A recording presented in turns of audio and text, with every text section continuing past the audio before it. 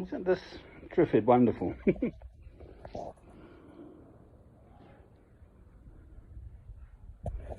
I absolutely did not plant it. I've never seen one before, and it's just coming out with the most glorious, these purple flowers. So, aren't I the lucky one to have a kitchen sink at which to wash things? And that's my view. Well, not spectacular. I want my own land. My mother grew up on this farm called Cavers out in southern Africa. I had a Scottish missionary ancestor who trained with Dr. David Livingstone. And they went out as missionaries, so by Bedford Town, Eastern Cape, Cavers. And on the main farm, there was something like 50 men, Xhosa, Mandela's language, Nelson Mandela's language, Xhosa, I can do the clicks too. Not actually speak Xhosa, but anyway. 50 men in its heyday, 250, 300 people in the sort of village, African people, black African people obviously, running that farm. But it's actually in a valley 20 kilometers long in the Eastern Cape.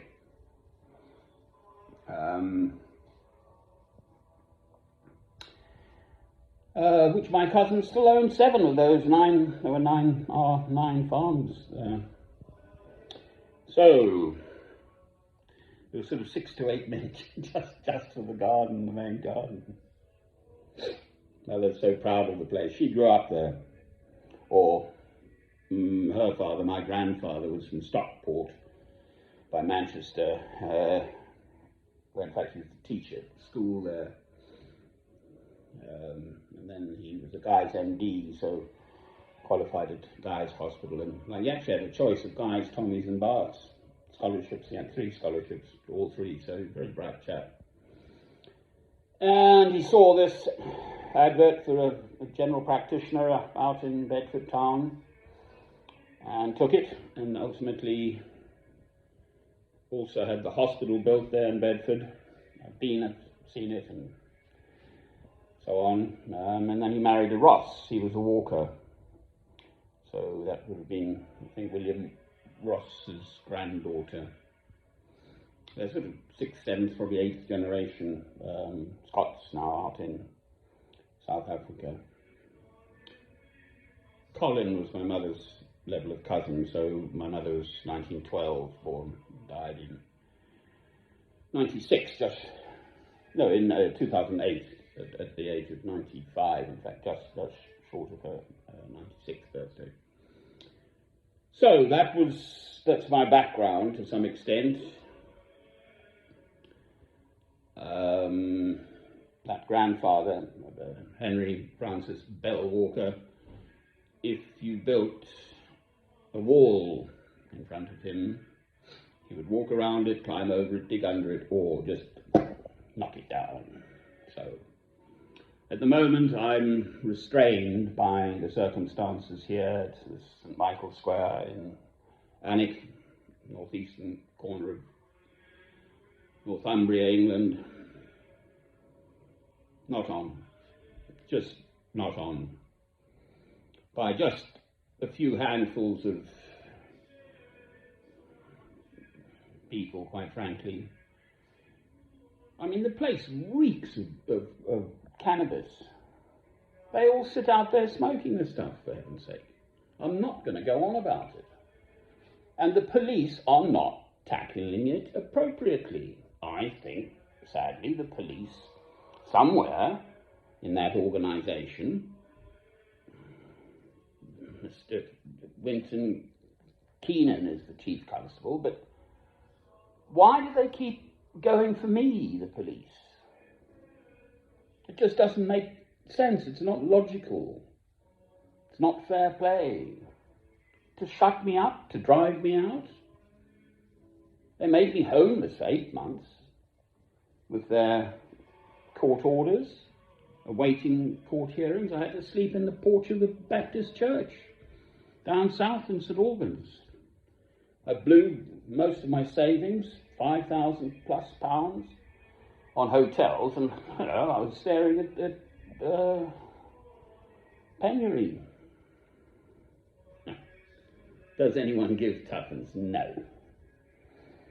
Fortunately, I've survived the suicide of my own son, Robert Francis, so hair and beard I will not cut till I die. My former wife had been sexually abused by her own father, a Mr. Eric Bruin, who used to train the SAS to kill people. He was in the RAF. And therefore I've been through, 32 years ago, my son was born. Had I met this former wife? No, he was born in 92. I met her in the summer of 1990 through our horses down south in Buckinghamshire, Bedfordshire borders. I was at Newport Pagnell. I had my own home there, etc. Good job at that point in computing. I originally was too, training to be a doctor, in fact, at Bristol University, so I'm a frank chap too. Boy, oh boy, oh boy. And I'm stuck here. I've just signed up for another year's lease on this place, so that's pretty much an unbreakable contract, really, on either side.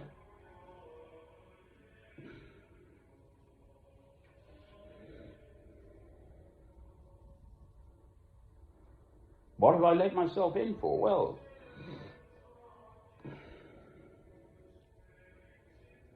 the point of that ramble to some extent is that I've already had acres of emotional trauma through my own personal life. So this, much as it is deeply unpleasant, in fact, is sort of ultimately just water off the old duck's back. I'm 65 years old now, so I've made it somehow. I mean, if you believe what my wife used to say, I was useless at everything. I happened to also be the best squash player in the whole world under 16. I won a tournament called Junior Evans Cup 9-3, 9-7, 9-1. It was open to all comers, so at that point I was the best squash player in the whole world. I used to train 8 days a week. Oh, how many days in a week? And I was the best. I got my pilot's license through the Royal Air Force when I was 17, through a scholarship. That was fun. I was the best physics student my school had ever had. I just strolled into Bristol University, which is one of Britain's finest, as it were. Passed my first year exams with flying colours.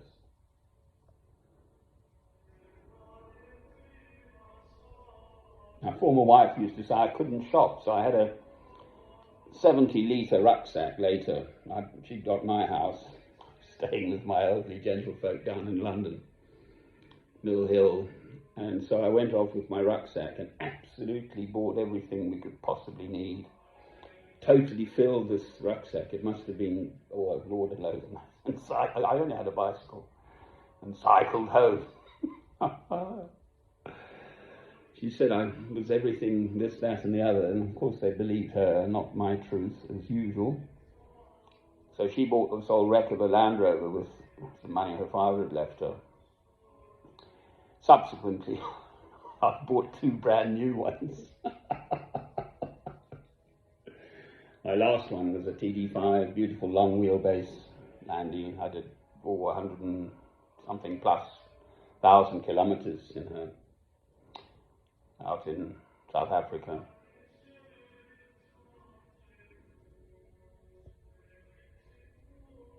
I've got over that now. At the time, I mean, I had a good job and I'd earned and so on, so, you know, I could blow serious money on a good vehicle. It's nothing really. So, we've all got our stories, no doubt. To anyone who's interested, watch this space. You know, I'm at the moment teetering on the edge of possibly being arrested yet again, because everything's my fault.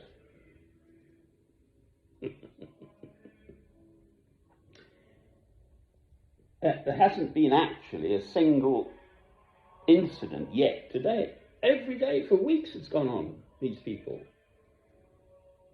harassing me, and the police do nothing. I just find it unbelievable. Different sets of people. My windows have been egged. I've been flower bombed. Stones, I think they broke a window once. I had to fix that. Last year, that was. The same lot. I'm not going to say names. I know exactly who they are. I've got to retreat into my house, hence the film in my little backyard, actually. I'm basically confined to barracks because of this. I've now written to the the clerk to the court of the Bedlington Magistrates Court, number 1, the Chief Constable, number 2, the local police officer, and a copy to myself. We shall see, as the grown-ups say, but they're boxing me in. I mean, I'm not for a moment pretending that I'm anything other than just another human being, trying to get on with his life in a peaceful, normal manner, until they start offering me drugs, trying to suck me into their drugs network. That's exactly what they did last year. And they don't like the light of Christ shining into their darkness. That's the problem. Amen. I am a Christian.